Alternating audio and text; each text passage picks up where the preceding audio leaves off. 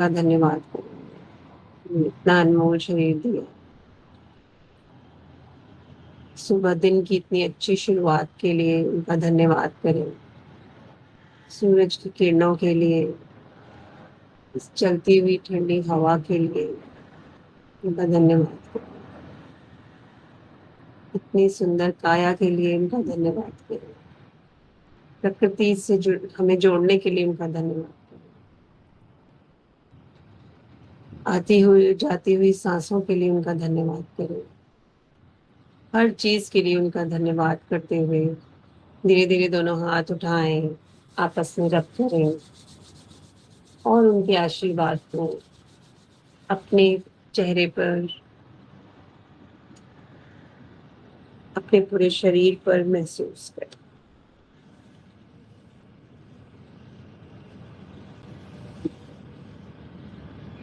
धीरे धीरे दोनों आंखें खोलें।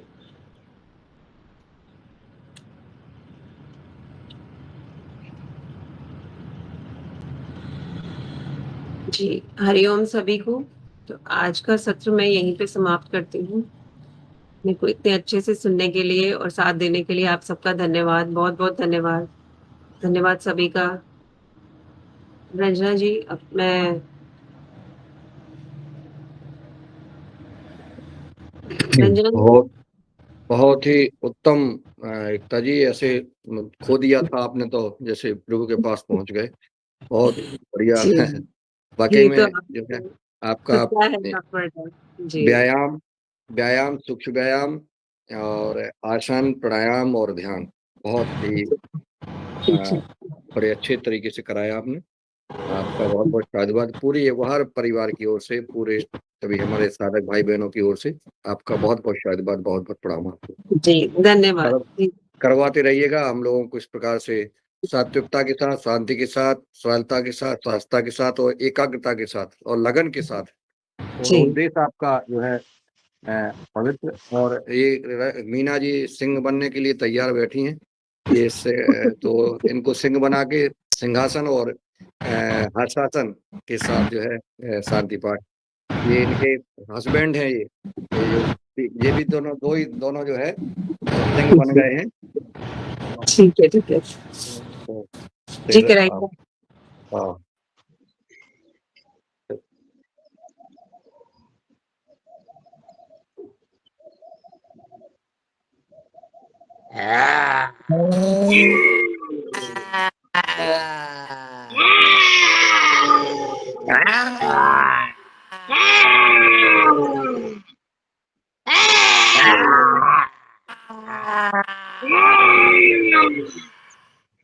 ये एक दूसरे को इस बहाने डरवाते हैं, आंखें काड़ काड़ के, जीप काड़ काड़ के।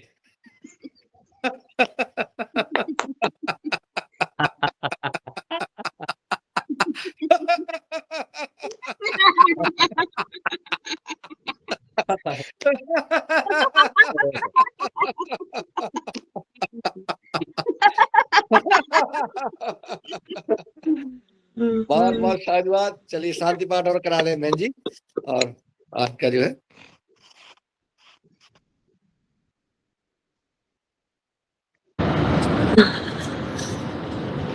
जी, कमर गर्दन सीधी। एक बार पवित्र ओम का उच्चारण करेंगे।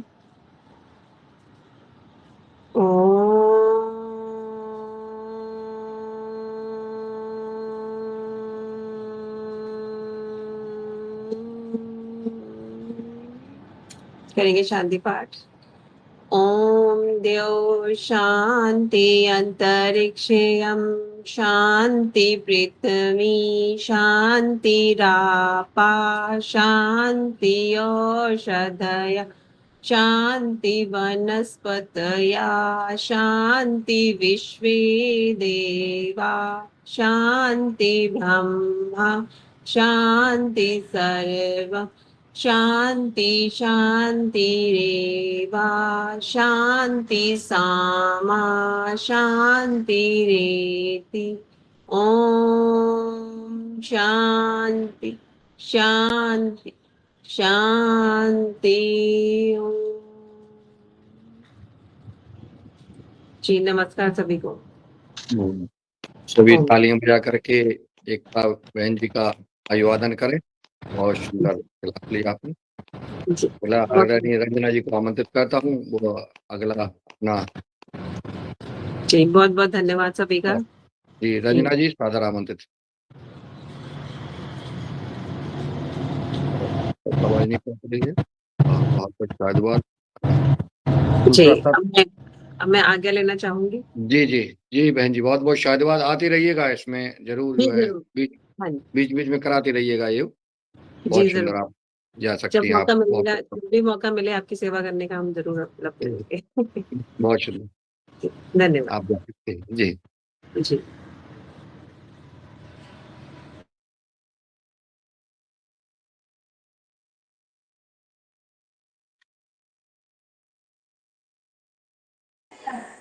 बहुत बहुत धन्यवाद एकता जी, अतिशय सुंदर आपका योग वर्ग।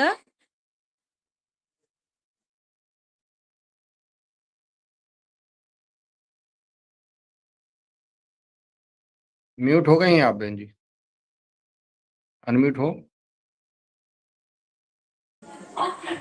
हेलो, मेरी आवाज आ रही है? हेलो, आ रही है।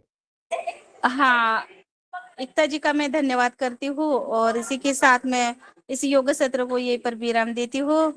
उन्होंने बहुत सुंदर योग किया, उनका मैं आभार व्यक्त करती हूँ। और साथ में अब चलते हैं चर्चा सत्र के लिए।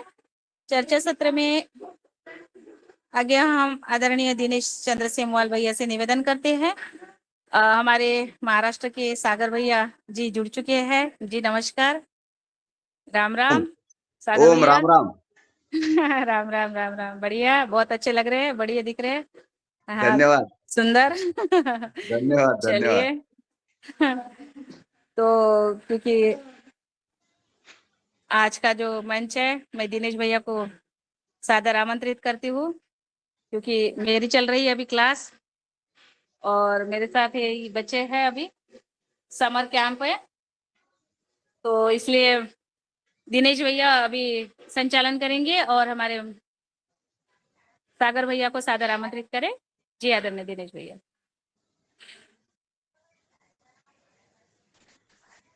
आवाज आ रही है दिनेश भैया को? नहीं आ रही है शायद।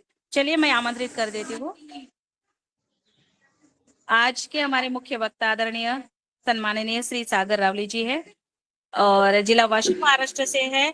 और हमारे सदन में पहले भी वो आ चुके हैं। उन्होंने बहुत ही सुंदर उनका जो रंग बिरंगे पत्थरों से जो जूस निकालते हैं और उनसे हमारी खेती की लहरती है और उनकी फसल बड़ी आती है, उन पर उनका प्रयोग है। और ये रंग बिरंगे पत्थरों पर बहुत अच्छा उनका कार्य चल रहा है। तो इसी को मैं आगे उनके द्वारा ही उनको सुनेंगे। तो मैं उनको सादर आमंत्रित करती हूँ। आदरणीय सागर भैया, आप मंच पर आइए और अपना मार्गदर्शन सबको दीजिए। जी धन्यवाद मैडम। ओम, जैसा काफी लोगों को मेरे ख्याल से पता है कि मैं जैविक खेती कर रहा हूँ और वो भी वेस्ट डिकम्पोजर आधारित कर रहा हूँ, जो कि डॉक्टर कृष्ण चंद्रा जी का आविष्कार है, जिन्होंने गाय के गोबर में से जीवाणुओं को अलग करके हमको एक बहुत बढ़िया एक वरदान दिया है कि जो किसान अपनी जैविक खेती करने के लिए बहुत आसान उन्होंने कर दिया है, जिसकी वजह से मैं लगभग मेरा ये 10वां साल है कि मैं वेस्ट डिकम्पोजर आधारित खेती कर रहा हूँ। और मुझे काफ़ी ज़्यादा हद तक के उसमें परिणाम बहुत अच्छे मिल रहे हैं। मेहनत तो करनी पड़ती है, लेकिन बाकी कुछ चीज़ें जो है जैविक की वजह से लोग उसे अपनाने के लिए कतराते हैं या फिर आते नहीं है, लेकिन मुझे डिकम्पोजर की वजह से बहुत आसान हो गया है, जो कि मैं यूज़ कर रहा। उसके बाद में मुझे मेरे खेती में जो मेरी ज़मीन का ऑर्गेनिक कार्बन बोलिए या ज़मीन जैसा हार्ड हो गया था, कड़क हो गया था, उसमें काफ़ी हद तक के मुझे उसमें रिलीफ मिला है, या मेरी ज़मीन बहुत ज़्यादा अच्छी हो गई है। बिना कोई रासायनिक खाद या दवाई डाले जो हम दुकान से लाते हैं रासायनिक खाद वगैरह, वो लाने की आवश्यकता नहीं रही मुझे अब। मुझे सिर्फ डिकम्पोजर उसकी बनाई हुई जो निविष्ठा होती है उसके वजह से मुझे मैं वो जो उसका यूज कर रहा हूँ, इस्तेमाल कर रहा हूँ, तो उसके वजह से मुझे बहुत ज़्यादा यानी कि रिजल्ट मिल तो रहा ही है, लेकिन मेरा खर्चा जो था, मैं 10 साल पहले लगभग 2.5 से 3 लाख रुपए का मेरा जो खर्चा था केमिकल दवाई या खाद का, तो वो आज मेरा खर्चा लगभग नहीं के बराबर हो गया है। मुझे सिर्फ गुड़ लाना पड़ता है और कुछ थोड़ी बहुत जैसा दालों के न्यूट्रिएंट्स वगैरह जो है, तो उसके लिए कुछ जो सामग्री लगती है बस वो लाना पड़ता है। तो उसकी वजह से मेरा जो टेंशन रहता था कि भाई हर बार अभी सीजन चालू हो रहा है, फिर मुझे खाद लाना है, दवाई लाना है, या हर कोई किसान का वो ही एक अपना रहता है कि अपने को ये जैसा सीजन शुरू होने से पहले अपने को सब ये जमा करके रखना पड़ता है। और इस साल तो और ही ज्यादा तकलीफ है, जो किसान अभी युद्ध की जो स्थिति है उसमें खाद के रेट भी बढ़े हुए हैं और खाद भी अच्छी नहीं मिल रही है। हमारे यहाँ अभी तो 1-2 केसेस भी हो गए जहाँ डुप्लीकेट खाद की कुछ कृषि विभाग ने उनपे पकड़ लिया है उनको, जो डुप्लीकेट खाद बनाकर बेच रहे थे। तो ये मेरे लिए बहुत यानी कि आसान हो गया है कि मुझे दुकान की झंझट नहीं रही है। और बहुत सी बार अपने को जैसा लोगों को यूरिया लाने के लिए लाइन में लगना पड़ता है, डीएपी लाने के लिए लाइन में लगना पड़ता है, तो वो भी मुझे लाने के लिए या जाने के लिए मुझे कोई वो टेंशन नहीं है कि भाई चलो अपने को लाना पड़ता है और अभी लाइन में लगना पड़ेगा और मेरे लिए इतना ही मिलेगा उतना ही मिलेगा, वो सारा झंझट खत्म हो गया है।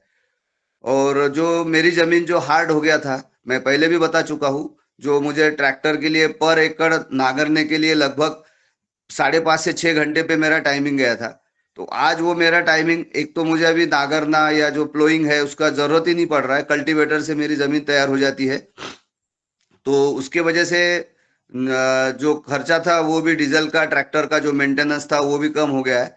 और ट्रैक्टर अभी नहीं के बराबर चलाना पड़ता है, एक इसमें कल्टीवेशन में मेरा खेत तैयार हो जाता है।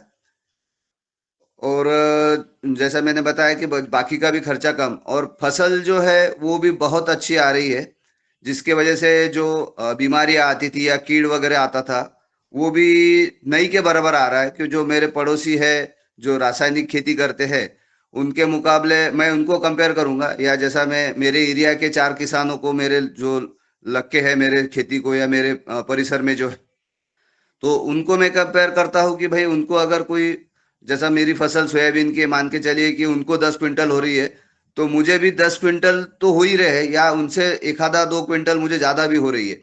तो ये मुझे बहुत समाधान मिलता है कि ये लोग बाकी सारा खर्चा करने के बावजूद भी उनको जितना एवरेज आ रहा है, जितना यील्ड आ रहा है पर एकड़, उतना मुझे भी आ रहा है या उससे ज्यादा ही आ रहा है। और जो फसल पे जो कीड़ आ रही थी उसकी वजह से जो दवाइयों का खर्चा था वो भी कम हो गया है। मैं जो दवाई जैसा दशपर्णी अर्क वगैरह है वो ही यूज करता हूँ। तो उसके वजह से, या जैसा जो ये आता है फॉग आता है, हम मराठी में उसको धुई बोलते हैं, सूखी धुई आती है, तो उसके वजह से हमारे इधर काफी फसलों में बहुत ज्यादा नुकसान हो रहा है, कि जिसके वजह से हमारे लगभग 50% का उत्पादन जो है घट रहा है। तो इस बार जैसा तुअर पे जो अभी सीजन गया हमारा, तो उसमें तुअर में काफी लोगों की फसल तो बहुत स्टार्ट में बहुत अच्छी थी, लेकिन ये जो धुई आई है, धुई की वजह से लोगों का जो ईल्ड था लगभग 50% पे आ गया। जहां लोगों को 7-8 क्विंटल तुअर होना था, वहां लोगों को 2 से लेके 4-6 तक के क्विंटल का एवरेज आ गया है। तो और मैंने देखा है कि मेरे इसमें मैं जैविक या डिकम्पोजर यूज कर रहा हूँ, तो जो धुई का जो परिणाम होना था तो वो मुझे लोगों के, इतर लोगों के तुलना में बहुत कम हुआ है। और मेरा लगभग क्विंटल से तो ज्यादा आएगा, लेकिन बोरी के हिसाब से मुझे 7.5 क्विंटल का पर एकड़ का एवरेज आया है। तो वो जो मेरे पड़ोसी है उनको 4.5 क्विंटल का बोरी का एवरेज आया है। तो ये ऐसा हर चीज में या हर फसल में मुझे अनुभव आ रहा है कि ये जैविक या डिकम्पोजर यूज करने की वजह से बहुत ज्यादा अपने को जो प्रॉब्लम आना था, कीड़ का हो गया या धुई का जैसा मैंने बताया है, तो ये हमको नहीं आ रहा है। इसका बहुत सही से हमको यूज हो रहा है। और ये सारी चीजें जैसा कि मैडम ने बताया कि मैं पत्थरों का जो अर्क होता है वो हम बनाते हैं, जिसमें विभिन्न विभिन्न प्रकार के अलग अलग कलर्स के जो पत्थर होते हैं, हम उसको लेके जो डिकम्पोजर का घोल होता है उसमें हम डाल देते हैं, और ये लगभग आपका 25 से 30 दिन में ये तैयार हो जाता है। और इसमें जैसा हमारे डॉक्टर साहब चंद्रा जी ने बताया था कि उसमें 118 प्रकार के हमें उसमें एलिमेंट्स या तत्व मिलते हैं। तो उसके वजह से जो हमारे फसल जो है, या जो पत्तों की साइज है बोलिए, या दाने की साइज बोलिए, या फ्रूट्स की साइज बोलिए, तो ये सारे बहुत अच्छे जो ग्रोथ कर रहा है। और जैसा उसमें टेस्ट तो 101% की, जब भी आप कोई जैविक यूज करते हैं तो आपको 101% उसका आपका टेस्ट और कीपिंग क्वालिटी उसकी बढ़ जाती है। तो उसके वजह से, और जो दाने की साइज वो भी मुझे बहुत अच्छी मिल रही है। तो जो लोग दुकानों से काफी महंगी महंगी माइक्रो न्यूट्रिएंट्स बोलिए या फिर ग्रोथ प्रमोटर्स बोलिए, जो कुछ ऐसा दुकान पर लुभाने वाली चीजें हैं, जो किसानों को लुभाते हैं दुकानदार या कंपनियां, तो वो मुझे लाने की आवश्यकता नहीं है। उसके अलावा मैं बाकी भी दालों के न्यूट्रिएंट्स हो गए, या ऑलिवेरा, और ये जो है अपना सहजनी, तो वो हम उसका भी ये बनाते हैं, न्यूट्रिएंट्स बनाते हैं। तो ये भी अलग अलग करते हैं, तो इनके भी बहुत बढ़िया रिजल्ट है। लेकिन उसमें जो है वो जो है पत्थरों का जूस, वो बहुत ही बढ़िया है। मेरे ख्याल से पवन सर ने भी उस पे, उनके जो संस्थान के लोग हैं उनसे भी चर्चा हुई, और वो भी उस पे प्रयोग कर रहे हैं। उनको भी बहुत बढ़िया शायद उसमें रिजल्ट मिले। मेरी सर से बात हुई थी तो उन्होंने बताया था कि बहुत अच्छा उसमें उनको भी रिजल्ट्स मिल रहे हैं। तो ऐसा सर से भी मेरी बात हुई थी। तो ये सारी चीजें मैं अपने खेतों में यूज करता हूँ। और किसी को कुछ मुझसे पूछना है तो पूछ सकते हैं। जी, ओम।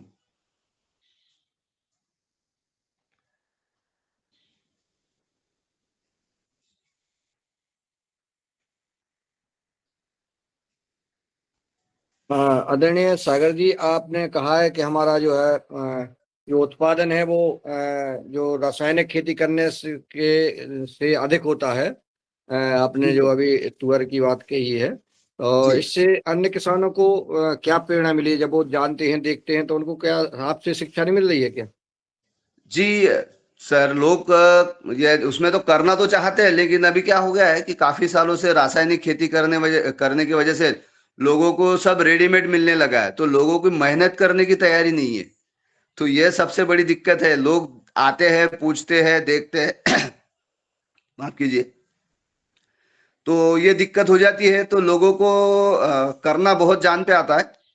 उनको आप रेडीमेड दे दो तो वो भले ही कर लेंगे, लेकिन किसी को घर पे बनाकर यूज करना या उसका इस्तेमाल करना, ये लोगों को बहुत दिक्कत जाती है, या उनको करना ही नहीं है।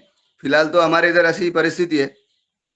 हाँ, थोड़ा सा फर्क पड़ गया है कि जैसा लोगों को हमारे इधर हल्दी का फसल अभी 2-3 साल में ज्यादा एकरेज में बहुत बढ़ गया है, तो लोग थोड़ा सा हल्दी में उसको नीचे से ड्रिप से या बोलो या फ्लड इरिगेशन में उसको देना काफी हद तक के शुरू हो गया है। क्योंकि डिकम्पोजर या जैविक की वजह से जो जमीन है आपका, वो नरम सॉफ्ट हो जाता है, तो आपका यील्ड में काफी मात्रा में फर्क पड़ता है। तो वो लोगों को थोड़ा सा अच्छा लग रहा है, तो लोग उसको यूज करना, हल्दी में तो स्पेशली, तो उसमें लोगों ने यूज करना शुरू किया है। और उसके जो जैसा इस साल में हल्दी थी जो खेत में, तो वो खेत अगर नेक्स्ट टाइम उसमें दूसरी कोई फसल ले तो उसमें भी उनको काफी अच्छी मात्रा में उनको उसके रिजल्ट दिख रहे हैं। तो लोग फिर वापस कुछ करना चाहते हैं, लेकिन उनकी मेंटेलिटी वही मेहनत नहीं करना है, तो वहां पे फिर से वो थोड़ा सा रुक जाते हैं।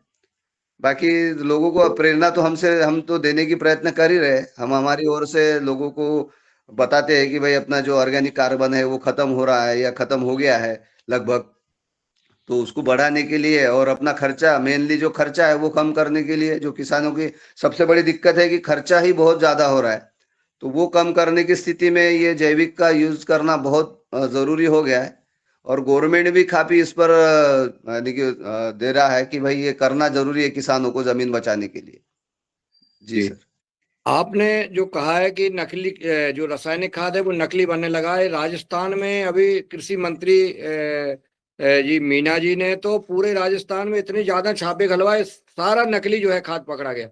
जी किसान का बर्बाद होने का कारण यही है कि जो नकली खाद जो है किसान रासायनिक ऊंचे दामों में ला करके और अपने खेत में डाल रहे हैं, और उपज जी हो नहीं रही है, जिससे बर्बाद हो रहा है। आपने ये बहुत ही महत्वपूर्ण विषय कहा है, और मैं युगहर कार्यक्रम में जो हमारे किसान भाई सुन रहे हैं वो निश्चित इसको मन बना लें कि जो रासायनिक खाद आ रहा है वो नकली खाद आ रहा है, इससे उससे भरोसे ना रहें। और जैसा कि सागर जी बोल रहे हैं कि इनका उत्पादन भी जैविक खेती में बढ़िया हो रहा है। एक बार मैं आपसे निवेदन करता हूं कि वो जैविक जो आप जैसे जीवामृत बनाते हैं, तो उसकी बनाने की विधि आप बता दें, और कितने दिनों में उसका उपयोग करते हैं, कैसे उपयोग करते हैं और कितनी बार उपयोग करते हैं, ये भी बताने का कष्ट करें, क्योंकि ये महत्वपूर्ण बिंदु है। फिर आगे हम जो है हैंड्रेस हैं डॉक्टर किशोर दुबे जी और प्रदीप राज वर्मा जी का इनपुट हम लेंगे। जी आदरणीय सागर जी। जी सर। जी सर, ये बहुत आसान है बनाने में। तो इसका एक पाउच मिलता है डॉक्टर कृष्णा चंद्रा की, उनकी जो उनकी टीम है या फर्म है, उनके जो कुछ लोग जो डिस्ट्रीब्यूटर बोलेंगे वो है उनके, तो उनके पास में मिल जाता है। 150 रुपए का एक पाउच आता है डिकम्पोजर का। तो वो आप लाके उसको आपको पानी में डालना है। जैसे मान के चलिए कि आपकी 200 लीटर की बैरल है, उसमें 2 किलो गुड़ डाल दीजिए और ये पाउच डाल दीजिए और उसमें उसको अच्छे से घोल लीजिए। और घोलने के बाद में ये आपको लगभग 7 से 8 दिन में तैयार हो जाएगा। अगर गर्मी है तो उससे पहले भी तैयार हो जाता है, अगर ठंडी है तो ठंडी में आपको थोड़ा टाइम लगता है, 6-7 दिन में तैयार हो जाता है। और इसमें सर आपको अगर आपने उसमें उसको हिलाना भी चालू किया या लकड़ी से आप उसको हिलाते हैं तो भी चलेगा, नहीं हिलाते तो भी चलेगा। जैसा हिलाओगे तो वो उतना जल्दी तैयार होगा। जब मैंने तो अपने मेरी बड़ी बड़ी बैरल है 2-2 हजार लीटर का, तो मैंने इसमें कूलर का पंप डाल चुका है। तो वो उसमें उसको रोटेट करते हैं हम उनको हमारे को जैसा चाहिए वैसा। अगर हमारे को जल्दी चाहिए बैच तो हम उसको कंटिन्यू चला देते हैं 10-12 घंटे। अगर कोई ये हार्ड एंड फास्ट नहीं है तो 2-3 घंटे चलाते हैं, तो उतने वो तैयार हो जाता है 6-7 दिन में।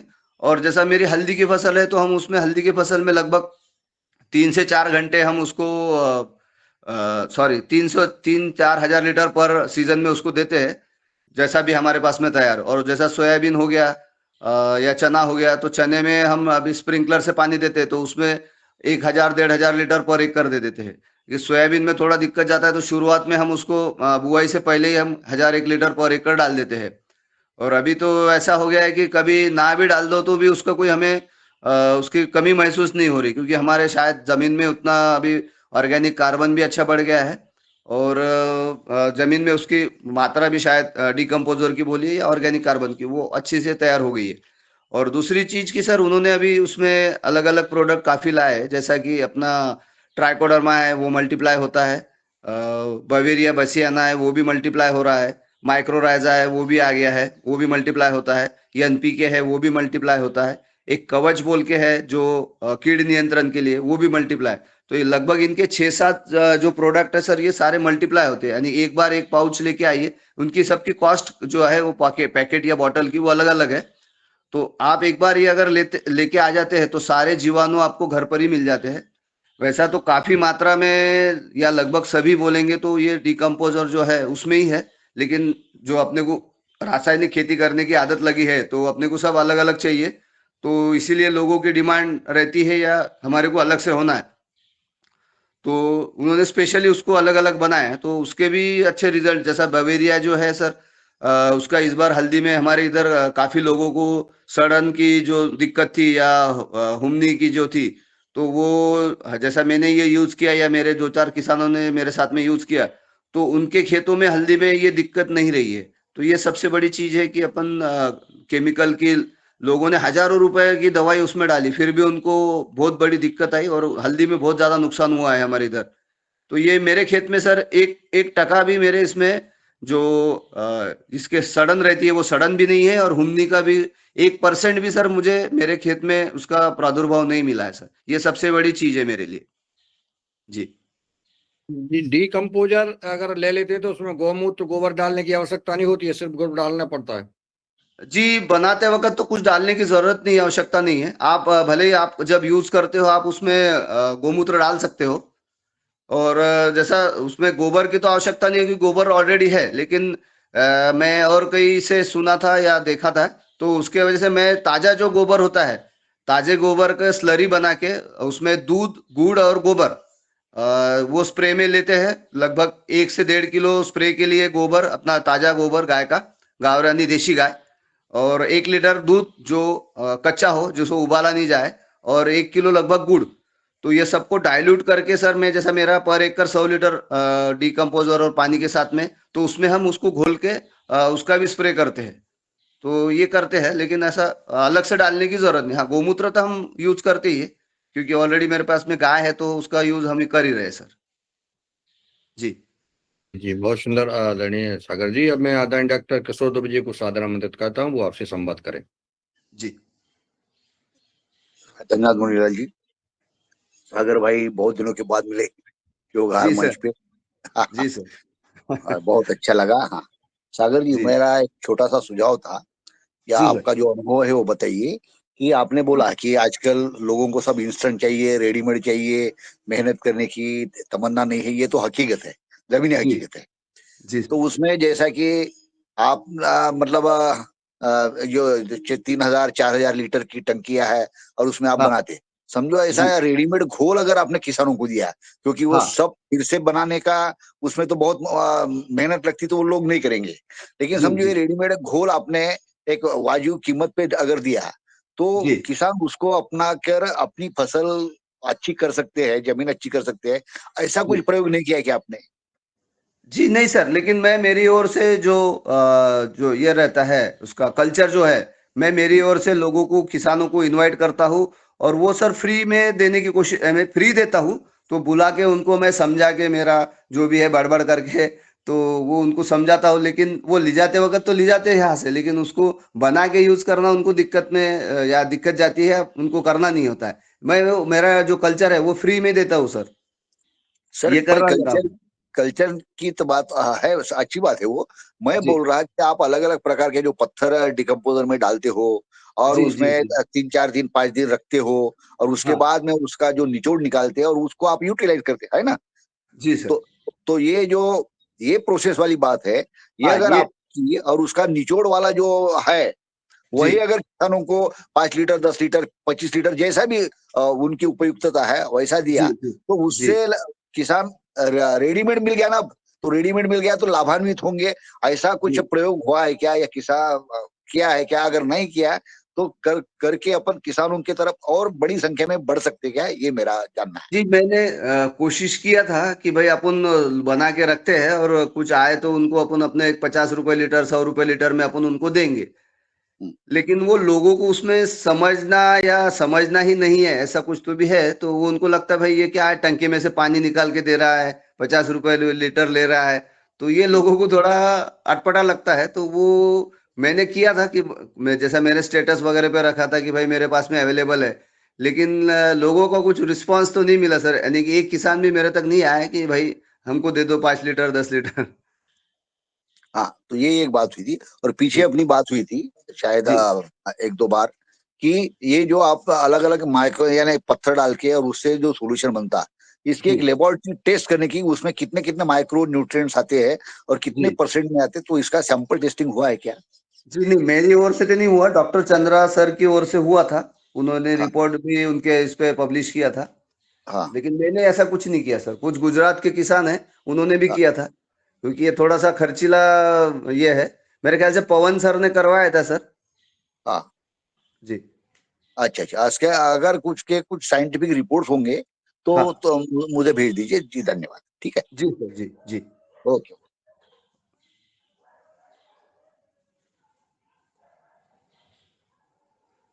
जी धन्यवाद। आदरणीय प्रदीप राज वर्मा जी, सादर आमंत्रित। ओम ओम सदन ओम को ओम सादर सर। प्रणाम। मैं प्रदीप राज वर्मा जी प्रणाम। उदयहर प्रदीप राज वर्मा ग्राम सीखर से। मैं सर ये पूछना चाह रहा था कि आप जो पत्थर डालते हैं कितने प्रकार के हैं, किस हाँ किस कलर के हैं, और कितनी मात्रा में डालते हैं 200 लीटर की ड्रम में, और कितने जी दिन तक उनको रखते हैं, और यदि आपने रखा जैसे 1 महीने रखा तो उन पत्थरों में कुछ परिवर्तन आता है या वो ज्यों की त्यों रहते हैं? जी सर, ये पत्थर की मात्रा तो जैसा लगभग 2-3 किलो होना चाहिए। लेकिन जैसा अभी कुछ जो पत्थर जैसा मेरे एरिया में नहीं मिलते, मैं कहीं कभी साउथ में गया, कभी नॉर्थ में गया, तो उधर से मैंने कुछ अलग अलग पत्थर लेके आए थे। कभी 1-1 2-2 किलो भी मिला, कभी जैसा एक आधा पत्थर भी जो लेके आ गया कि भाई ट्रैवलिंग में है तो इतना बोझा कहाँ उठाते, तो 1-1 किलो भी लेके आ गया। तो सर उसमें जितना भी आपको अलग कलर का पत्थर मिलेगा, वो आपका एक अलग आपको उसमें से न्यूट्रिएंट्स देगा, या अलग से उसमें के एलिमेंट्स निकलेंगे। तो आप उसको उसकी मात्रा जैसा जो आपके एरिया में मिलते हैं उसको आप 2-2 4-4 किलो भी डाल सकते हो। ऐसी कोई कंपलसरी नहीं है कि आपको इतना ही चाहिए उसमें। तो जो भी मिले आपको, जितना कलर का अलग अलग मिले, नेचुरल जो पत्थर होता है जो जमीन में से निकलता है, आर्टिफिशियल नहीं चाहिए। तो जैसा मार्बल है, ग्रेनाइट है, पीला सफेद जो भी है, या जो अपने इधर काला पत्थर मिलता है, नदियों के जो पत्थर मिलते हैं, कुछ जो गारगोटी बोलते हैं हमारे मराठी में हम उसको, तो वो जो भी आपको नेचुरल जो भी पत्थर मिले, और हाँ उसमें कोशिश कीजिए कि जो पत्थर है उसको एक पत्थर की जगह उसके टुकड़े करके उसको 4 भाग में या 8 भाग में 10 भाग में जितना भी डिवाइड कर सके, जितना छोटा टुकड़ा कर सके उतना बहुत ज्यादा अच्छा रहेगा। मैंने कुछ पत्थरों का किया है, कुछ पत्थर नहीं फूटे तो वैसे ही डाल दिए। तो जितना उसका फूटेगा, जितना टुकड़े हो जाएंगे, उतना सरफेस ज्यादा मिलेगा, तो उसमें से उतना ज्यादा लीच होगा। और जैसा कि आपने पूछा है कि उसमें जो कितने दिन लगते हैं, तो लगभग सर इसमें 20-25 दिन के बाद में ये तैयार हो जाता है।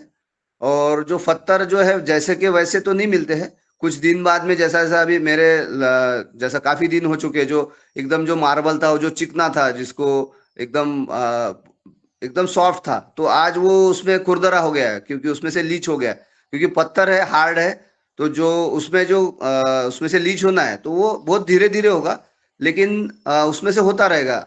जैसा मैंने कुछ, जैसा आपका जो सवाल था कि भाई सही में पत्थर उसमें कुछ होता है या नहीं होता है, तो मैंने देखा, मैंने कुछ स्पेशली पत्थर जैसा ऐसा उसको ढूंढ के रखे थे कि भाई एकदम सॉफ्ट थे, जैसे कुछ नदी के पत्थर थे जो बहने के बाद में एकदम सॉफ्ट हो जाते थे, तो वो भी आज काफी हद तक के खुरदरे हो गए हैं।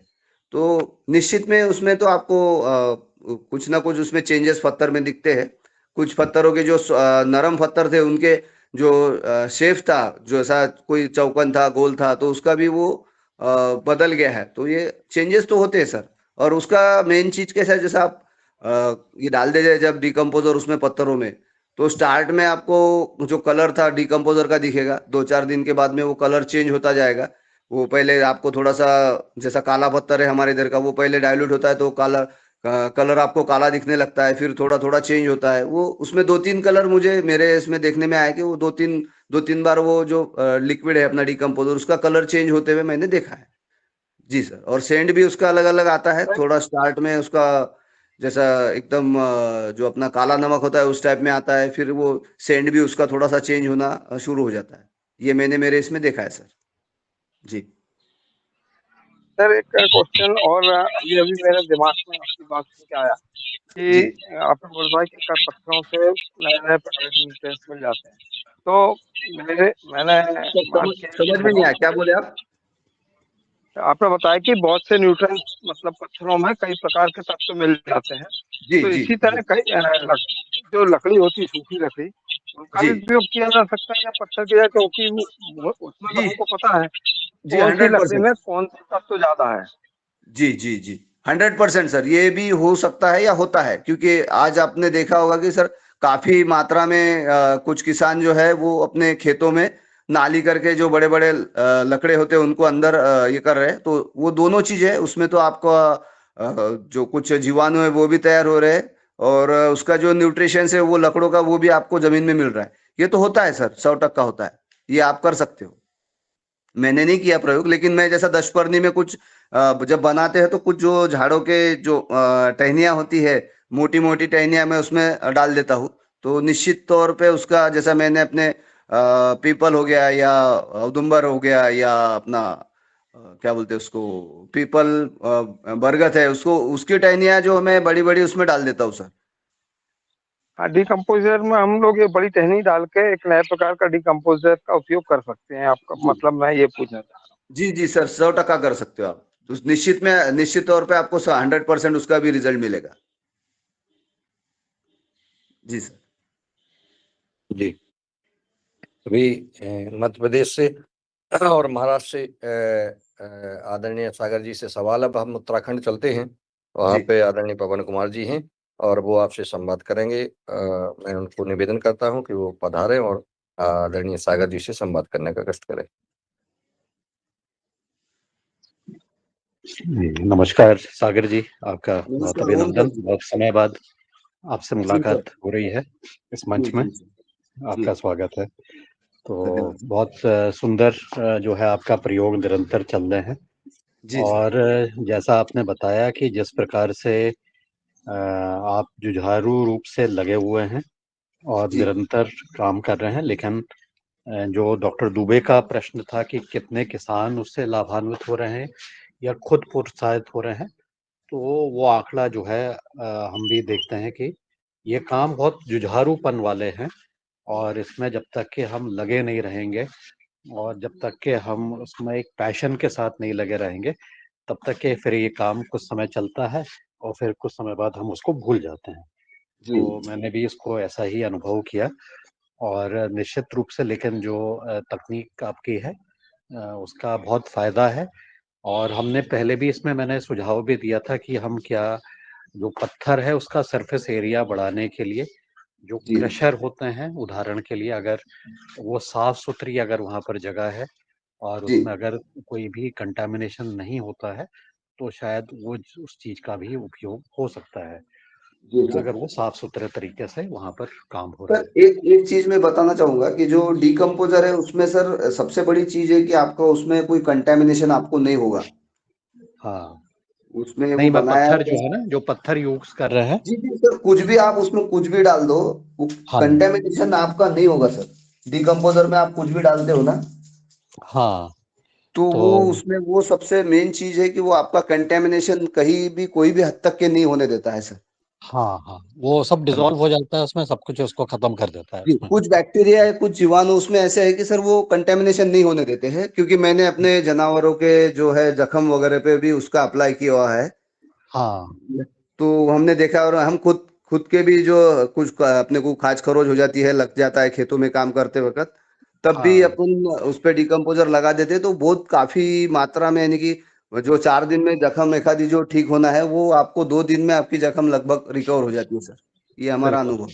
जी जी, बिल्कुल आपने पहले भी ये अनुभव भी बताया था कि जी सर। उसमें किसी के हाथ में कोई स्किन की डिज़ीज़ हो गई थी, जी तो उसका जब पानी के उसमें वो टच में रहे लगातार, तो वो हाथ के जो डिज़ीज़ है या जो भी इसमें चमड़ी संबंधित रोग जो है, उस जी पर भी सर। कुछ सुधार देखने को मिला हुआ था। बिल्कुल। तो ऐसा भी कुछ अनुभव मेरे ख़्याल से सामने निकल के जी आया था। जी सर। अब जी मेरा मेरा जो प्रश्न है वो हाँ। ये है कि एक तो तकनीक बहुत बढ़िया है हम्म। और मुझे लगता है कि जैसा आपने बताया कि मैंने भी इसकी टेस्टिंग कराई थी लगभग 2-3 साल पहले, जी तो सर। उसमें भी कुछ रिज़ल्ट हैं, मुझे एग्ज़ैक्टली ध्यान नहीं आ रहा है कि उसमें हाँ। कैसा रहा है, लेकिन उसकी मात्रा में तो निश्चित रूप से बढ़ोतरी देखने को मिली हुई है इसमें। जी सर। मैं वो रिपोर्ट को फिर से देखने का प्रयास करूँगा जी ढूँढने सर। का प्रयास करूँगा और हाँ। उसमें उसका हमें लगा था कि इसका अच्छा उसका रिज़ल्ट सामने निकल के आ रहा जी है। लेकिन मेरा इसमें जो प्रश्न है, प्रश्न क्या है, एक सुझाव ही है, जी क्योंकि इस मंच पर हमारे एक और वक्ता आए थे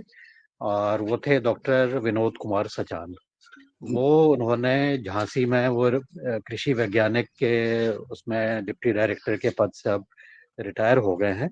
जी लेकिन उनके द्वारा बनाए गए जो वेस्ट डिकम्पोज़र है या जीवामृत है, हाँ। वो फ्री ऑफ कॉस्ट सबको दे रहे हैं। जी। और उनके यूट्यूब चैनल में भी ये बहुत सारी चीज़ें उसमें देखने को मिल रही हैं और बहुत हम्म। सारे लोग उनको फ़ॉलो कर रहे हैं, उनके द्वारा बताई हुई तरीके से वो काम कर रहे हैं। तो मेरा अनुरोध ये रहेगा कि जी आप उनसे भी एक बार संपर्क कर लें और जी उनकी सर। जो तरीका है उसको भी आप देख लीजिएगा और दोनों तरीके वेस्ट डिकम्पोज़र और जीवामृत का जो उनका तरीका है, जी। जिसमें वो कह रहे हैं कि वो जंगल की मिट्टी मट्टी। से जीवामृत बना जी रहे हैं जी और एक बार जब वो बन गया तो फिर उसका जो है ना उसका प्रयोग वो उसमें फिर कोई खर्चा ही नहीं है, उसमें कोई नहीं किसी है। प्रकार का खर्चा नहीं है। तो जी मुझे लगता है कि आप जैसे जुझारू व्यक्ति इस चीज़ को भी अगर ट्राई करते हैं, तो जी सर। एक ये दोनों का एक अच्छा मॉडल मिल सकता है मिला-जुला मॉडल बना करके इस चीज़ को आगे बढ़ाने का प्रयास कर सकते निश्चित हैं, सर, उसका भी निश्चित। आप ट्रायल ज़रूर कर लीजिएगा। जी सर, पक्का। तो एक तो ये हो गया, मैं आपको आपके पास उनका नंबर भेज दूँगा जी और उनके लिंक भी धन्यवाद। भेज दूँगा।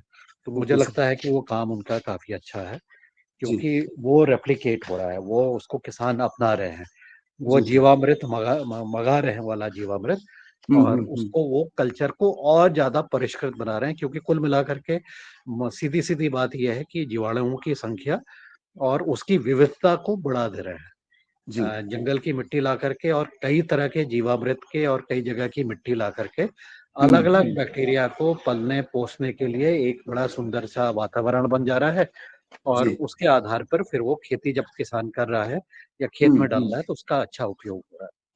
जी तो सर। एक तो ये तरीका आपका हो गया। हाँ। दूसरा जो है, इस तरीके से मुझे लगता है कि एक नए तरीके से आप उस चीज को देख सकते हैं और उसको समझ सकते हैं, और फिर आपके जो अनुभव होंगे उसको आप साझा करेंगे, प्रैक्टिकल जमीनी स्तर पर जो अनुभव हुए हैं, तो जी उसका निश्चित रूप से हमारे किसान को लाभ रहेगा। और आपके आसपास के भी जो अन्य किसान हैं जो शायद जी अभी तक के वेस्ट डिकम्पोजर वाले तकनीक को उतना नहीं समझ पाए हैं, शायद हम्म वो भी इस चीज को बेहतर रूप से समझ पाएंगे। जी तो एक कुछ सुझाव है इसमें कि ऐसा कुछ किया जा सकता है। बाकी जो आपने ये भी अनुभव बताया था, मुझे याद है पिछली बार, कि आपने कई तरह के पत्थर और कई तरह के विधियों से आपने वेस्ट डिकम्पोजर विधि का उपयोग किया था, और कई तरह के पत्थरों का उसमें यूज उपयोग हुआ था। तो जी उस चीज के बारे में आपके कोई और अनुभव आए क्या, कि कौन से पत्थर, कौन से कलर वाले पत्थर का ज्यादा अच्छा रिजल्ट हो रहा है, या आप सबको मिक्स कर देते हैं और उसमें कोई ये नहीं देखते हैं कि इस पत्थर से ज्यादा मुझे रिजल्ट अच्छा निकल रहा है, या जी इसका रिजल्ट कुछ अच्छा, मतलब है इसका जी जो है सर। कम हो रहा है। तो इस हाँ, बारे वही में है क्या सर आपका कि कोई सब अनुभव है? मिला के हम डालते हैं तो वो थोड़ा सा वो नहीं बताना पाना थोड़ा मुश्किल होगा, क्योंकि मैं सब मिक्स करके डाला हूँ। तो वो बताना थोड़ा मुश्किल होगा सर कि कौन सा पत्थर। हाँ, इतना बता सकता हूँ कि जैसा सफेद पत्थर है तो आपको उसमें से कैल्शियम ज्यादा मिल रहा है, काला पत्थर है तो आपको पोटेश और फास्फोरस ज्यादा मिल रहा है, लाल पत्थर है तो आपको बोरॉन मिल रहा है। ये चीजें थोड़ी बहुत पता है, बाकी सर ऐसा स्पेशली कि नहीं बता पाऊंगा सर, सॉरी। ठीक है, ठीक है, ठीक है। क्योंकि जी हर एक पत्थर का एक प्रॉपर्टी होगा, उसमें एक जी न्यूट्रिएंट का एक कंपोजिशन होगा। जी मैं इस सर। दृष्टिकोण से कह रहा था, और आपने भी वही चीज बताई है। लेकिन हम्म मुझे लगता है कि जो हमारा कई सारे हमारे जो मृदा विज्ञान से संबंधित जो लैब्स हैं, वो जी शायद इस चीज के बारे में और अच्छी तरह से जानकारी देख सकते हैं। जी सर। लेकिन आपके वहाँ क्या कोई कृषि वैज्ञानिक या वैज्ञानिक आए जिन्होंने आपकी विधि का परीक्षण किया? इसके बारे में आपका कोई अनुभव रहा है, या अभी तक के ऐसा कोई अनुभव नहीं रहा है? नहीं, आके जैसा जो कृषि विभाग के लोग वगैरह है, या कुछ हमारे यहाँ पीकेवी के कुछ वहां से कुछ दो चार लोग भी आके गए हैं। उन्होंने देखा है, समझा है और प्रशंसा भी की है। लेकिन जैसा स्पेशली ऐसा कुछ उन्होंने कि भाई टेस्ट करना है। हाँ, हमारे यहाँ के कृषि विभाग के एक, वानखेड़े साहब वगैरह है, तो वो मेरी जो निविष्ठा वगैरह वो लेके गए थे, पीएच वगैरह उन्होंने, जो हमारे यहाँ जो छोटी लैब है जहाँ पर जो चेक कर सकते हैं, ऐसा उन्होंने उसमें चेक किया है कि भाई आपका कितना जैसा पीएच है, डिकम्पोजर में कितना पीएच आ रहा है या कितना होना चाहिए, ये आपके लिए एसिडिक है, अल्कलाइन है, जो भी है। तो वो उन्होंने उसमें थोड़ी बहुत जो बेसिक चीजें है वो उन्होंने टेस्ट करके मुझे बताया था। कि मेरे से पूछा उन्होंने कि भाई ये कितना उसका पीएच होता है, मतलब सर लगभग 2.5 से 4, 4.5 तक के होता है। तो बोले आपने काउंट किया क्या? सर मैंने तो नहीं किया, लेकिन मतलब हमारे डॉक्टर साहब ने बताया, तो एक्चुअल में आता है क्या उतना। तो वो उन्होंने लेके फिर ऐसा जो बेसिक चीजें है उन्होंने वो टेस्ट करवाई थी। तो बाकी ऐसा बड़े पैमाने पे या ऊंची लेवल पे किसी ने ऐसा कुछ नहीं करवाया सर। हाँ जी, जी, जी। जी, सागर जी, बहुत बढ़िया जी आपका काम चल रहा है, बहुत बढ़िया। इस तरह जी से सर, आप लगे रहिए, नवाचार करते रहिए। बिल्कुल। और उस तरह की जो आपकी, अब इसमें जो आपके जो उत्पाद निकल के आ रहे हैं, जी सर। आपने ये तो बता दिया कि उसकी लागत कम हो गई, जी लेकिन उत्पाद की गुणवत्ता और उसमें टेस्ट, उसके स्मेल, उसका कलर, उसमें आपको क्या अंतर नज़र आ रहा है? इसके बारे में भी ज़रा बता दीजिए। ये तो टेस्ट में तो 101% सर मेरा बहुत अच्छा आ रहा है। कि जैसा मेरी हल्दी है या जो मेरा चना वगैरह है, गेहूं है, ये खाने में उसका जो टेस्ट है वो एक अलग ही है। या जो मेरे से जो कुछ लोग ले जाते हैं तो वो भी बोलते हैं और वो बार बार आते हैं कि भाई हमको यही चाहिए। जैसा मेरा हल्दी पाउडर मेरा पैकिंग करके मैं बेच रहा हूँ, धनिया पाउडर है, तो वो जो कुछ ऐसा उनका भाई ब्रांड था कि हम वही लेंगे और वही खाते हैं। तो वो चीज आज सर चेंज हो गई। वो मेरे पास में आते हैं और हमारे से नहीं भाई मेरे को होना ये 5 किलो होना, मेरे रिलेटिव को भेजना है, फ्रेंड को भेजना है। तो ये खुद तो खा ही रहे हैं, लेकिन उनके नजदीक के जो लोग हैं उनको भी भेज रहे हैं। और उत्पादकता तो सर मेरी दिन ब दिन 100% यानी कि जो है बढ़ ही रही है। जैसा मैंने पहले भी बताया थोड़ी देर पहले कि और इस साल का अनुभव बताऊं कि सर मैंने अभी इस बार चने का मेरे कुछ क्षेत्र में मुझे 11.5 बोरी का पर एकड़ का एवरेज आया है सर। जो मेरे पड़ोसी से अगर मैं कंपेयर करूं तो उसको 7, 7.5, 8 के ऊपर नहीं गया है। और मेरा मिनिमम जो मैंने 3 स्टेज में बुआई की थी, तो जो लेट हो गया था उसमें मुझे लगभग 9:30 का बैठा है, 9:30, 10:30 और 11:30 ऐसा जैसा जो पहले बुआई हुई उसमें 11:30 आया। वैरायटी भी थोड़ी चेंज थी और दूसरा जैसा जैसा लेट हो गया थोड़ा सा ये हो गया तो उसमें, लेकिन फिर भी पड़ोसी से मेरे वो उसके तुलना में मेरा एवरेज यानी कि लगभग 3 क्विंटल के ऊपर लगभग गया हूँ मैं सर। जी सर। जी जी जी, बहुत बढ़िया, बहुत सुंदर। इस तरह से आप करते रहिए और जी सर। हमारी शुभकामनाएं आपके साथ हैं। और जी मैंने इस बार सर एक ये भी लगाए थे जो फूल होते हैं अपने मार्केट में बेचने के हिसाब से। तो मैंने जब थोड़ा सा मार्केट में टैली किया कि भाई तो जिससे भी मैंने थोड़ी जानकारी लेने की कोशिश की तो उन्होंने बताया कि नहीं ये आप जैविक पे नहीं कर पाओगे, आपको उसमें नहीं जितना आपको आउटपुट मिलना चाहिए वो नहीं मिलेगा। मतलब भाई मुझे प्रयोग करना है, जमेगा तो जमेगा, नहीं जमेगा तो बात अलग है, लेकिन मुझे मुझे 100% गारंटी कि मेरा ये 100% जम जाएगा, क्योंकि मुझे मेरा जैविक का अनुभव काफी एक तो सालों से रहा और बहुत अच्छा रहा है। तो देखो भाई बोले आप अपने रिस्क पे लगाओ। मतलब ठीक है आप मेरा जैसा उसको देने के हिसाब से, तो बोले आप देखो, बोले मुझे मुझे माल मैं लूंगा लेकिन मुझे क्वालिटी लगेगी, नहीं तो आप फिर बोलेंगे कि मैंने आपसे पूछ के लगाया था, आप ले नहीं रहे हो। तो ये सर उल्टा हो गया। और मेरा जब फूल देना उसको स्टार्ट हुआ तो एक तो क्वालिटी भी बहुत बढ़िया रही, और मेरा जो फूल था बाकी के जो मार्केट में फूल आ रहा था उसके पास में, तो उसके मुकाबले जैसा वो एक दिन में सूखता होगा तो मेरा दूसरे दिन सूखता था। तो वो बोले यार ये तो बहुत जबरदस्त है, और माल भी आपका जैसा देखा जाए तो बोले जो क्षेत्र आपने जितने झाड़ लगाए तो वो हिसाब से आपका बहुत ज्यादा माल आ रहा है, क्योंकि बोले बाकी भी जो किसान लाते हैं तो बोलते हैं कि मेरे 2,000 झाड़ लगे हुए, 3,000 झाड़ लगे हुए, उनका रोज का लगभग समझो 10 किलो निकल रहा, 12, तो आपका लगभग 20 किलो, 22 किलो, 25 किलो आ रहा है बोले। तो ये एक अनुभव इस साल मुझे देखने को मिला सर। जी जी जी, बहुत बढ़िया। तो आपसे जब लोग लेते हैं तो आपको जो जानते हैं वही जी आपसे सामान लेते होंगे और खुद आकर के ले जाते हैं, आपको जाने जी की जरूरत बिल्कुल। नहीं पड़ती, या आप नहीं मुझे जाने उनको की एक बार, डिलीवर भी? जी सर, एक बार अप्रोच करना पड़ता है, फिर बाद में उनके ही फोन आते हैं। और काफी दूर दूर तक के जा रहे हैं सर, जैसा अभी हैदराबाद साउथ में वगैरह हल्दी, हल्दी का वैसा देखा जाए तो साउथ में काफी बड़ा मार्केट है। लेकिन आज कुछ जो लोग हैं रिलेटिव्स है तो वो वहां पर, जैसे हैदराबाद में 2-4 मेरे कस्टमर है, वो हैदराबाद यहाँ से हैदराबाद भेज रहे हैं सर। इधर दिल्ली साइड वगैरह कुछ जा रहा है, पंजाब में जा रहा है। तो ये मेरे लिए अच्छा, भी बहुत अभिमान की बात है कि ये मेरा एक तो दूर जा रहा है और लोगों को क्वालिटी पसंद आ रही है, सबसे मेन चीज है। तो आप इसको कोरियर से भेज रहे हैं या पोस्ट से भेज रहे हैं, इंडियन पोस्ट से? कुरियर से जैसा भी सुविधा हो, या फिर वो रिलेटिव को जा रहा है तो वो खुद ले जाता है, ऐसे कुछ है खुद ले तो जा रहा है कुछ। इसमें? हाँ हाँ, क्योंकि कुरियर का खर्चा मैं नहीं दे सकता, उनको बोल दे तो आप ले जाओ, या कुरियर में डाल दूंगा तो कुरियर का खर्चा आप अलग से मुझे दे देना। ठीक है हाँ। ठीक है। तो हम्म। ऐसा आपने कोई लिस्ट बनाई कि ये सामान आपके पास है, इस रेट में है, इस पैकिंग में है? जी सर। हाँ, हाँ तो वो डाल दीजिएगा हमारे ग्रुप में भी, जो अगर इच्छुक होंगे तो संपर्क करेंगे जी इस जी तरह सर से। चलेगा। जी जी जी, हाँ ठीक है। चलिए, जी आपको बहुत बहुत शुभकामनाएं। मैं धन्यवाद सर। वापस अपनी बात को बंद करते हुए फिर जी वापस, मुन्नीलाल जी आप इसको आगे कंटिन्यू करिएगा। जी सर धन्यवाद। ओम। जी जी जी, धन्यवाद धन्यवाद। जी धन्यवाद आदरणीय पवन सर जी, ये बहुत महत्वपूर्ण विषय पे संवाद हुआ और हमारे जिन किसानों के मन में कोई जो थी वो समाधान हुआ। अब मैं कृषि विज्ञान केंद्र चलता हूँ छिंदवाड़ा, वहाँ से जी हमारे प्रधान वैज्ञानिक और कृषि विज्ञान केंद्र प्रमुख आदरणीय डॉक्टर RL रावत जी उपस्थित है सदन में। मैं चाहूँगा कि इन पत्थरों के प्रयोग पर उनका कोई संवाद हो तो वो संवाद करने का कष्ट करें सागर जी से। आदरणीय रावत जी।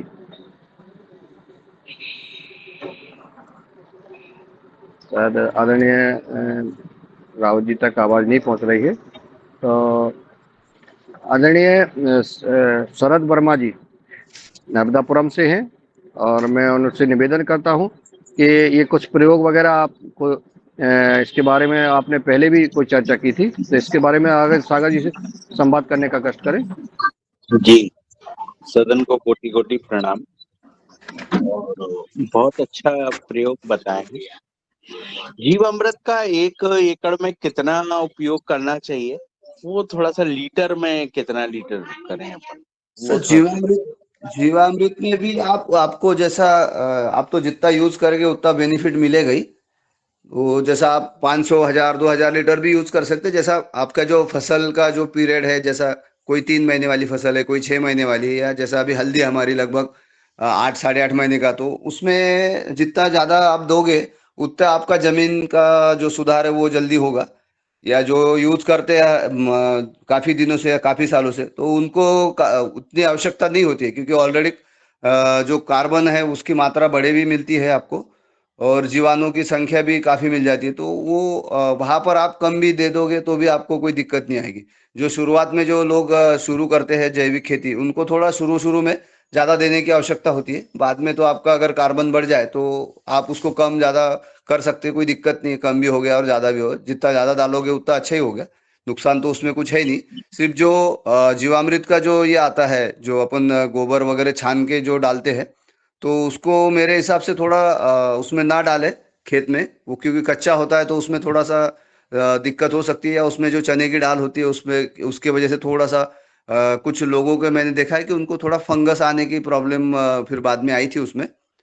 तो वो अगर आप छान के उसका सिर्फ स्लरी डालते हो तो कोई दिक्कत नहीं है। और जो उसमें का जो वेस्ट निकलता है उसको आप, आपका जो ये होता है जो गोबर खाद की जो ढीग ढीग होती है उसमें आप डाल दो, तो उसमें आपको दोनों मिल जाएगा। जो गोबर खाद की ढीग है उसमें वो जब जाएगा तो उसमें जो एक मल्टीप्लाई हुआ था, जो उसका क्रिया हुई थी आपके टंकी में, तो वो आपके गोबर गोबर खाद को भी अच्छे से मल्टीप्लाई करेगा, उसमें आपके जीवाणु की संख्या बढ़ा देगा। और खेत में ना जाएगा तो वो आपको उसका भी बेनिफिट मिलेगा। क्योंकि मैंने देखा है कि कुछ लोगों ने उसमें चने की दाल, बेसिकली उसमें चने की दाल ही बताई गई है, तो चने में थोड़ा सा सर फंगस का थोड़ा ज्यादा प्रादुर्भाव हमारे इधर कुछ लोगों ने कंटिन्यू यूज किया था, उनको थोड़ा दिखने का उनके इसमें दिखा है। तो वो लोग आज उसमें एक तो दही की यानी कि यूज कर रहे हैं, या तो फिर उड़द दाल या फिर चना सॉरी मूंग दाल वगैरह का यूज कर रहे हैं। तो उसमें लिमिटेशन कुछ नहीं है सर। थोड़ा ये दोनों दोनों चीजों का अगर आप ख्याल रखें तो आप डाल सकते हो जितना चाहे उतना। मतलब मिनिमम 2000 लीटर तो डालना पड़ेगा ना, जब जी सही सर, जी रिजल्ट देगा। जी जी सर। अच्छा अच्छा रिजल्ट लेने के लिए 2000 3000 आपको देना ही पड़ेगा। जी जी जी, बहुत जी अच्छा। क्योंकि क्या होता है, नाइट्रोजन वगैरह की काफी जो कमी होती है, वो जी। मुझे ऐसा लगता है कि 2000 लीटर से ही पूरी होती है। अगर उससे अ, कम डालते हैं तो वो फिर पूरा होता नहीं है उससे। नहीं, आप सर नाइट्रोजन के लिए जैसा मैं क्या करता हूँ, जो अपनी छाछ होती है उसका ही उपयोग कर रहा हूँ। जी, तो वो भी बहुत बढ़िया आपको उसका जैसा तो मैं वो बताइए, ताम्रताज। हाँ, थोड़ा बताइए उसके। जैसा जो छाछ होती है मेरे, अभी गाय का मिलना तो थोड़ा कठिन है। तो मिक्स में हम लेते हैं। मेरे एक मित्र है जिनकी होटल है, तो उनके पास में जो दूध आता है तो वो दही वगैरह जमा के उसमें कि वो मक्खन निकाल के घी वगैरह निकाल लेते हैं। और जो छाछ है तो उनके मैं लेके आता हूँ। तो मेरे पास में 200 लीटर की बैरल है। उसमें बैरल में मैंने जो अपना ये होता है कॉपर तांबे, उसके टुकड़े करके उसमें डाल चुका हूँ। और वो जैसा जैसा मैं लेके आता हूँ टंकी में भर देता हूँ, और मिनिमम 1 से 1.5 महीना उसमें छोड़ देता हूँ। वैसा तो मेरा काफी पुराना हो गया, लाना डालना यूज करना चालू रहता है। तो वो जैसा हमें स्प्रे में अगर ले रहे हैं तो उसको हम पर पंप के हिसाब से 200 मिली लगभग लेते हैं। और ज्यादा भी ले सकते हैं अपन, आपके पास में कितना अवेलेबल है। तो वो मुझे एक अच्छा लगा कि जैसा नाइट्रोजन की जो पूर्ति है वो आपको उसके वजह से बहुत बढ़िया हो जाती है। क्योंकि उसका स्प्रे करने के बाद में लगभग आपको दूसरे तीसरे दिन ही आपका जो फसल की कलर जो है वो एकदम हरी लगना स्टार्ट हो जाता है, दिख यानी कि आप आंखों से उसको महसूस कर सकते हो, देख सकते हो कि वो जो अपन ने ताक है, लस्सी है, उसका उपयोग करने के बाद में आपको उसमें रिजल्ट चेंजेस दिख रहे हैं। ये आप कर सकते हो और मैं कर रहा हूँ सर। क्योंकि गाय की छाछ मिलना थोड़ा कठिन है, और मार्केट रेट में सर आज हमारे इधर अगर जो कुछ यूज कर रहे हैं गौ कृपा में, तो वो 40 रुपए लीटर लेने की आवश्यकता पड़ रही है सर। तो वो थोड़ा महंगा जा रहा है। तो जैसा मुझे काफी मात्रा में बना, क्योंकि मैं 20 22 एकड़ में पूरा ये डिकम्पोजर का यूज करता हूँ, तो इतना छाछ अगर मैं बाहर से लूँ तो वो बहुत ज्यादा लगेगा मुझे। तो मैं जी, उसको अलग से जमा करके स्प्रे में उसका यूज करता हूँ सर, और मुझे उसके रिजल्ट भी अच्छे दिख रहे हैं। बहुत अच्छा। जी अच्छा, कोई फसल को प्रमोटर के लिए अगर उसकी जी ग्रोथ बढ़ानी हो जी तो सर। उसके लिए क्या है, और अगर कोई फसल को रेगुलेटर करना हो तो जी उसके लिए आप क्या डालते हैं? दोनों स्थिति में बताइए। जी सर, एक तो पहली चीज की आपको आप अगर पूरा तरह से जैविक अगर कर रहे हो तो आपकी फसल को रेगुलेट करने की आवश्यकता ही नहीं आती, क्योंकि वो नेचुरल ग्रोथ जितनी है उतनी ही मिलती है। मैं मेरे फसल में देख रहा हूँ, जैसा अरहर की फसल हो गई, चने की हो गई, गेहूं की हो गई, क्योंकि आप उसको रासायनिक में आप उसको जैसा कि आप नत्र या यूरिया आप ज्यादा डालते हो तो उसकी ग्रोथ एग्जीक्यूटिव हो जाती है, तो उस टाइम में आपको कंट्रोल करने की आवश्यकता पड़ती है। लेकिन आप जब रासायनिक दे ही नहीं रहे हो तो उसको एक्सिस कोई भी होने की आवश्यकता नहीं है, तो उस टाइम में आपको रेगुलेट करने की मुझे तो भी आवश्यकता नहीं पड़ी सर।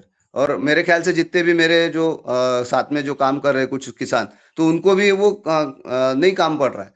और जैसा दूसरा सवाल था आपका कि ग्रोथ प्रमोटर के लिए तो सर आपके पास में बहुत ज्यादा यानी कि अलग अलग चीजें बहुत है जो आप बनाकर यूज कर सकते हो।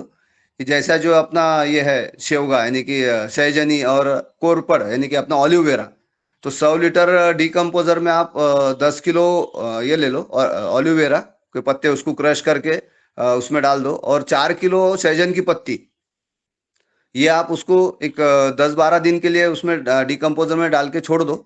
और उसके बाद में आप सिर्फ केवल सर 1 लीटर के आसपास आप स्प्रे के लिए, जैसा चना या सोयाबीन की जो फसल है 3-4 महीने की, तो आप उसमें अगर 2 स्प्रे करवाते हो तो आपको आपके जो ग्रोथ प्रमोटर है वो जबरदस्त यानी टेरिफिक उसको आपको रिजल्ट मिल जाएगी सर।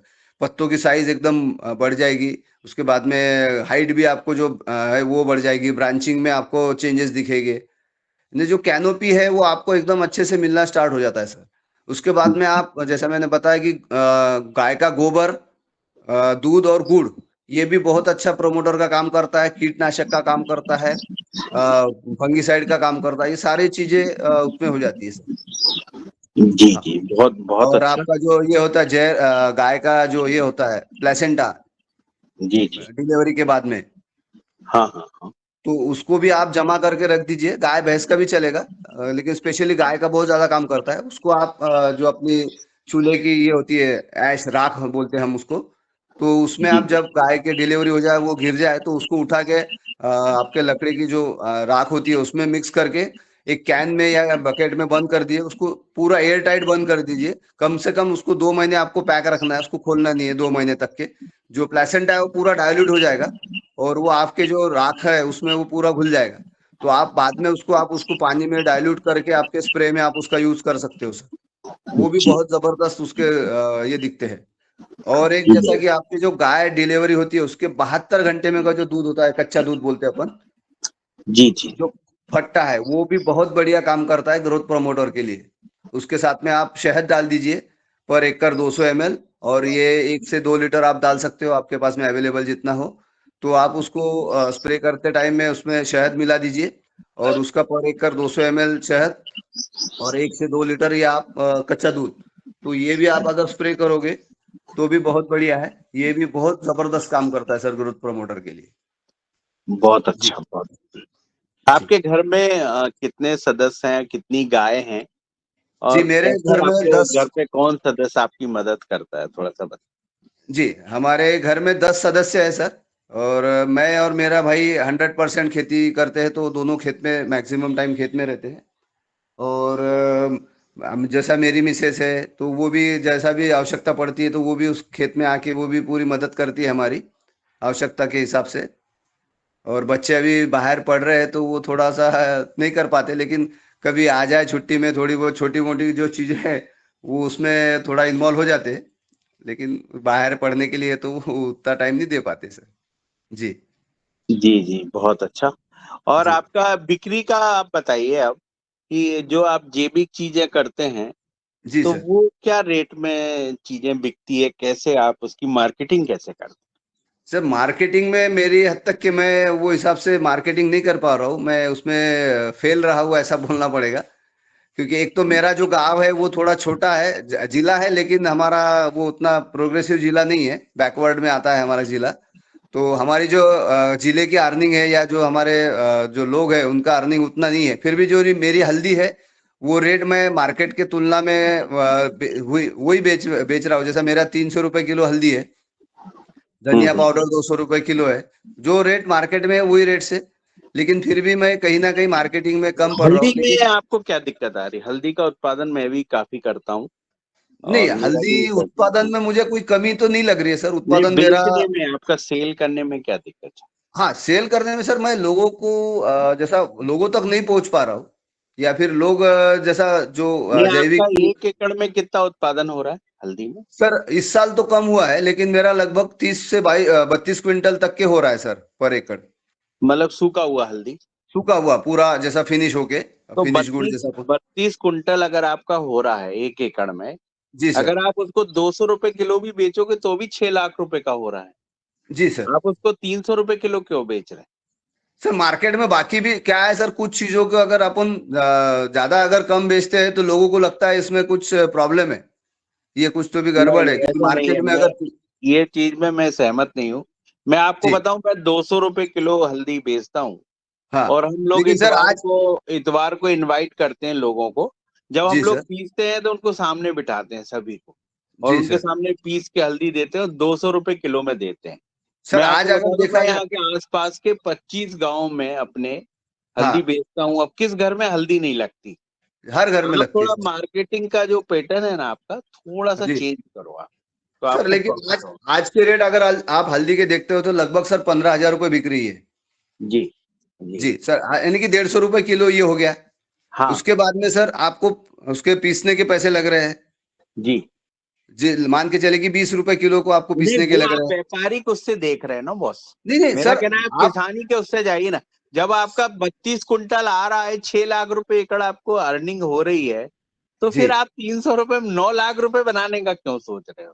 सर, मैं मुझे बताइए सर, अगर मार्केट में जो आप आपकी हल्दी अगर आप डायरेक्ट मार्केट में ले जाके बेचते हो मंडी में, तो वो आपकी 1500 150 रुपए किलो बिक रही है।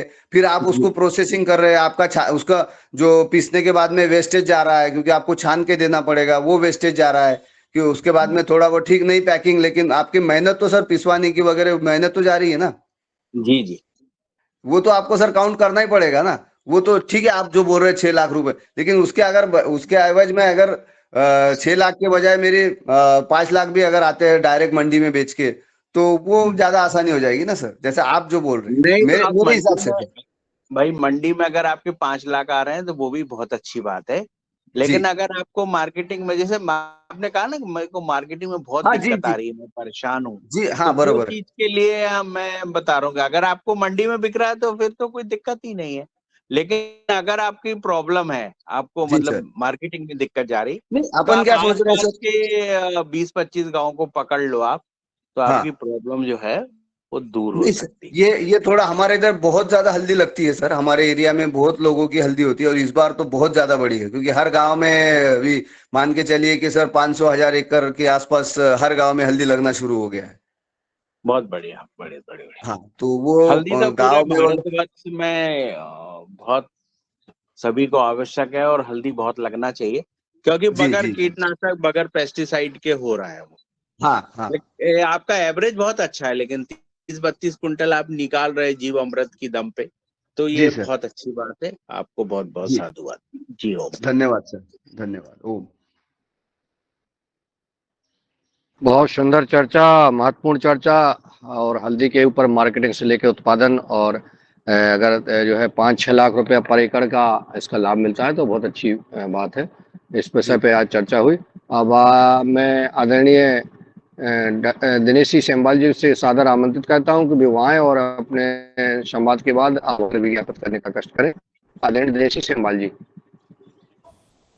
जी जी आदरणीय, बहुत बहुत धन्यवाद। शुरुआत में मेरा नेटवर्क अच्छा नहीं था, लेकिन जो चर्चा है वो बड़ी अच्छी रही है। और आदरणीय हमारे सागर रावले जी हमारे योगाहार के ऐसे सदस्य हैं जो अ, अजूबा कार्य करते हैं।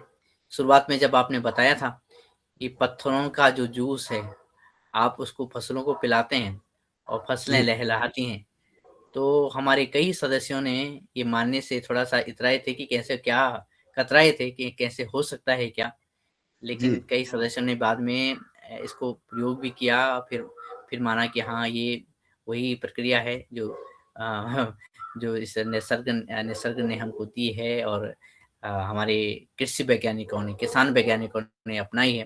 तो ऐसे हमारे किसान वैज्ञानिक हमारे रावली सर, आपका जो उद्बोधन रहता है और रहा है, बहुत ही उत्तम रहा है।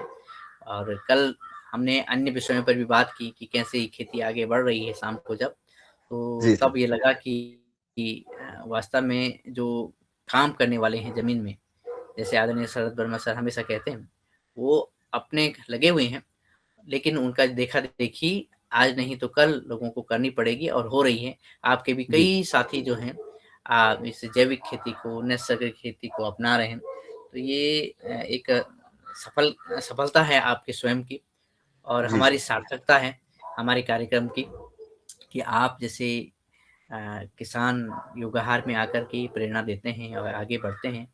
मेरा तो अभी बस ये निवेदन भी है कि कृपया आप अगर कैमरा ऑन कर लेंगे तो मैं भी एक फ़ोटो